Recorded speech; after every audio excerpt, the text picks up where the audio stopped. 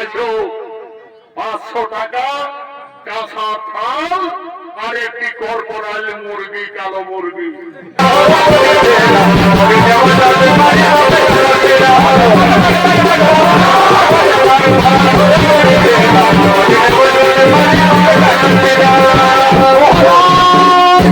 মহারাজ আপনি চিন্তা করবেন না, আমি এসে গেছি মহারাজ, আর আপনার সর্বদংশনের কোনো ভয় নেই মহারাজ। বহু পরিশ্রম করে আপনার জন্য আমি এক বদরিকা ফল নিয়ে এসেছি মহারাজ। এই ফল যদি আপনি সেবন করেন তাহলে কোনো নাগ দংশন করলেও বিষ লাগবে না মহারাজ।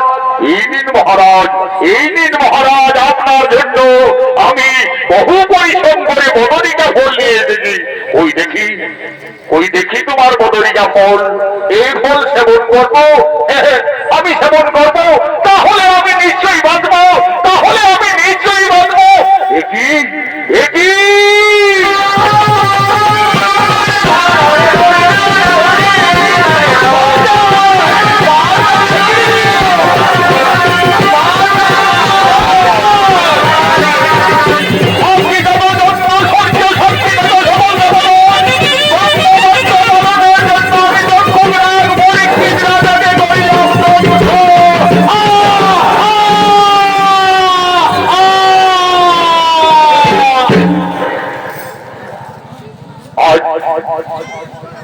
পুরাণের প্রমাণ অনুযায়ী পরীক্ষিত রাজার রক্ষক নাগ দংশন করলেন। সেই সেনাপতিগণ, সেই সেনাপতিগণ ব্রহ্মবাক্য না হলো লঙ্ঘন, আমাদের মহারাজের মৃত্যু ঘটল। চলো আর বিলম্ব না করে আমরা মহারাজের যত সিদ্ধ আমরা সৎকর্ম করব, চলো আমরা মহারাজের সৎকর্ম করব, চলো।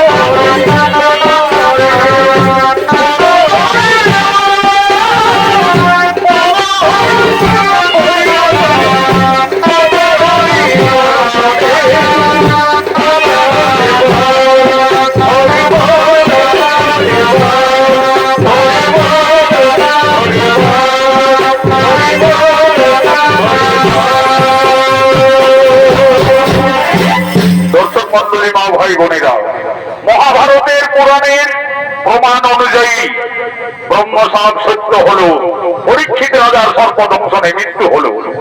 তারপরে হস্তিনাথ রাজা হয়, তার পুত্র জন্মেন্দ্রয়। জন্মেন্দ্রয়ের মনে দুঃখ হলো আমার পিতার প্রতিশোধ নেয়া। তাই আজ রাজা জন্মেন্দ্রয় পিতার প্রতিশোধ নেওয়ার জন্য মনে মনে স্থির করলো সে সর্প কুল বিনাশ করবে, সর্প যজ্ঞ করবে। আজ পরীক্ষিত সমস্ত মুনিদের সঙ্গে করে সর্পযজ্ঞ করার জন্য আজ পরীক্ষিতের পুত্র জন্মেন্দ্রয় মহারাজ আগমন করছে।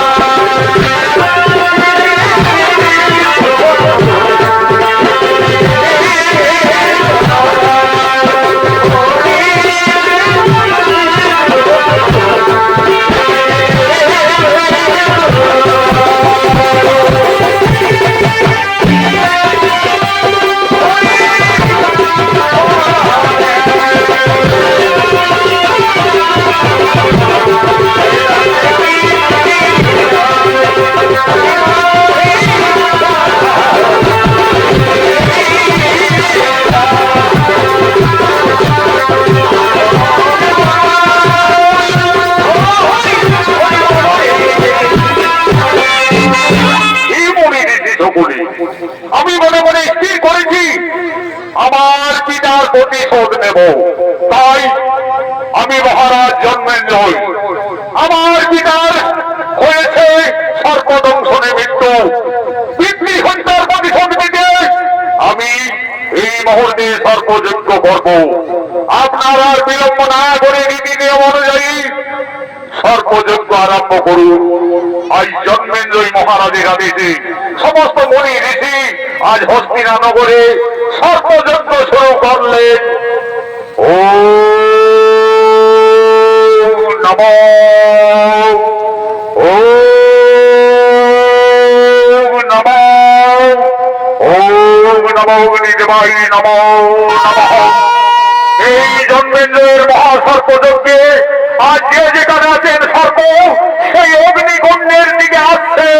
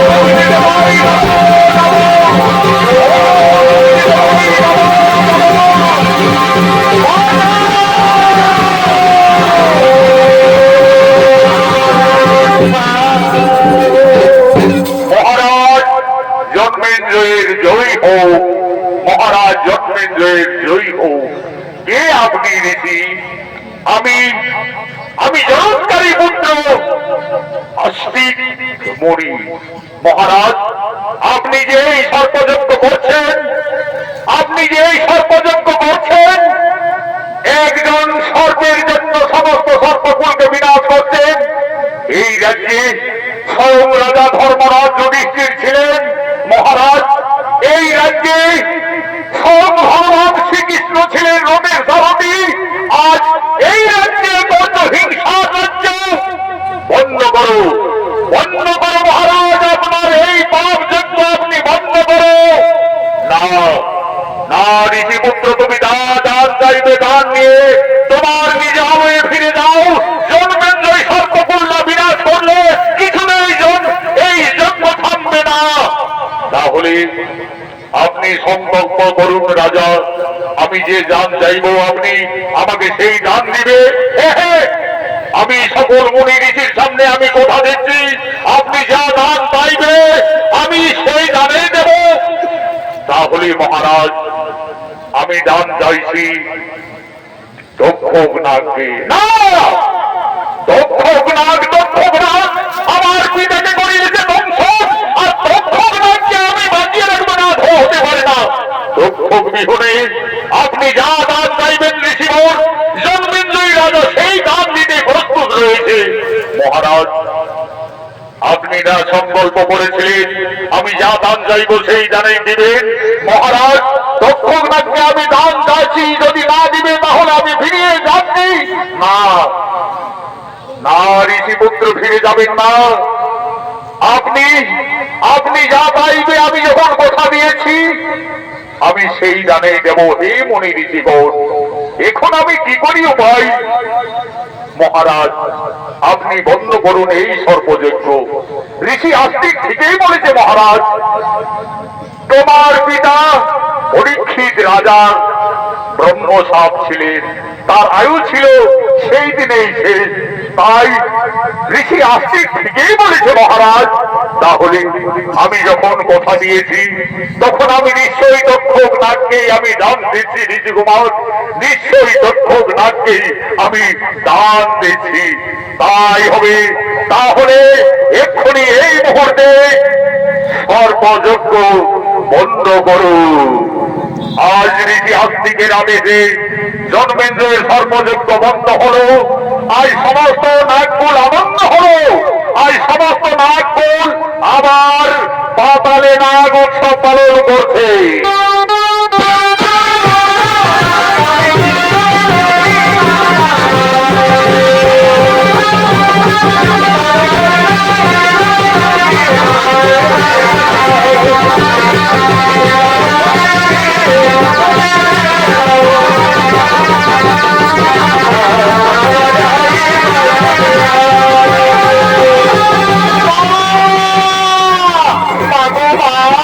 আজ আমাদের নাগগুলির আনন্দ হলো মা জননী।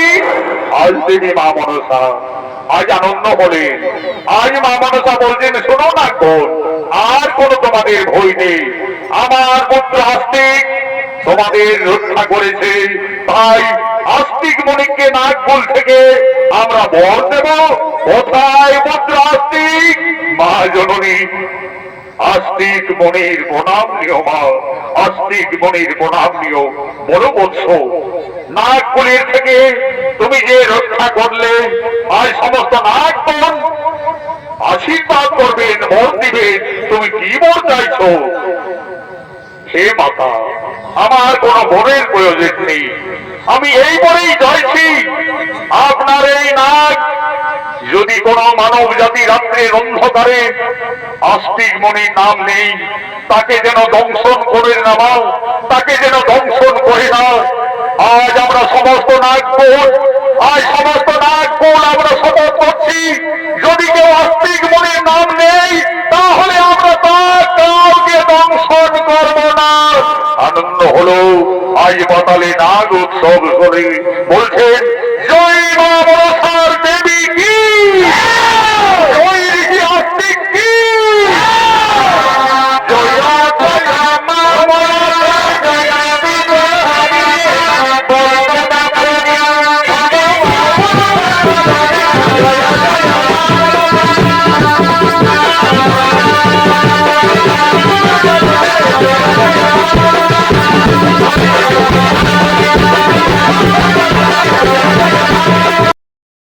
হয়ে গেলে বলি পাটকার এসেছে তো, তোমাদের বাড়িতে রাজবাড়িতে পাটকার এসেছে। মহারাজের আদেশ সংবাদ আমি সব জানিয়ে দেব। বসো পাটকার, বসে যাও। আমাদের ওখানে মহারাজের মৃত্যু হলো, দেখি আমাদের মহারাজ কে বলে বাজিয়েছে।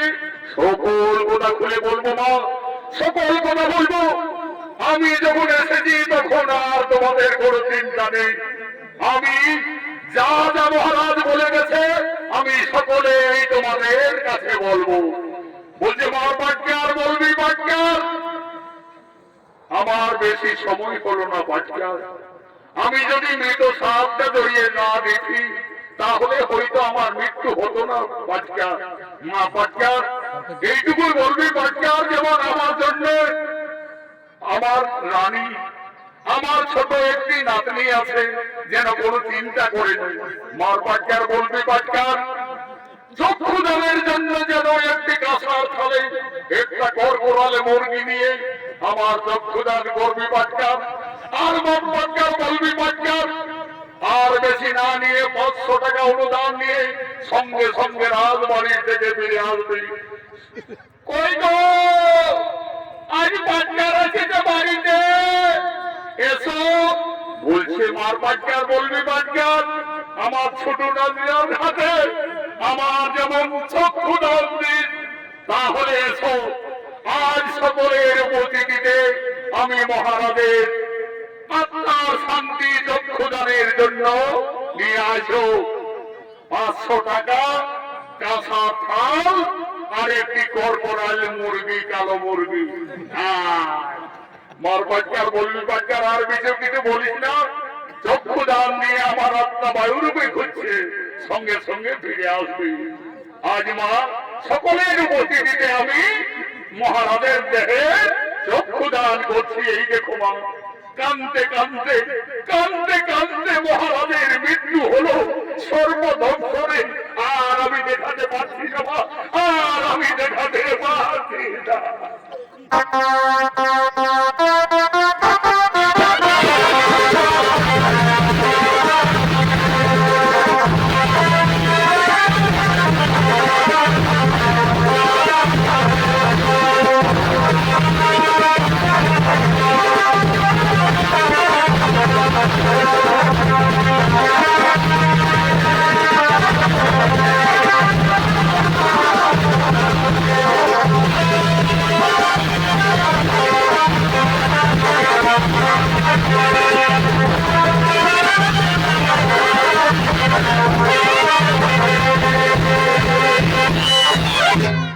মহাভারত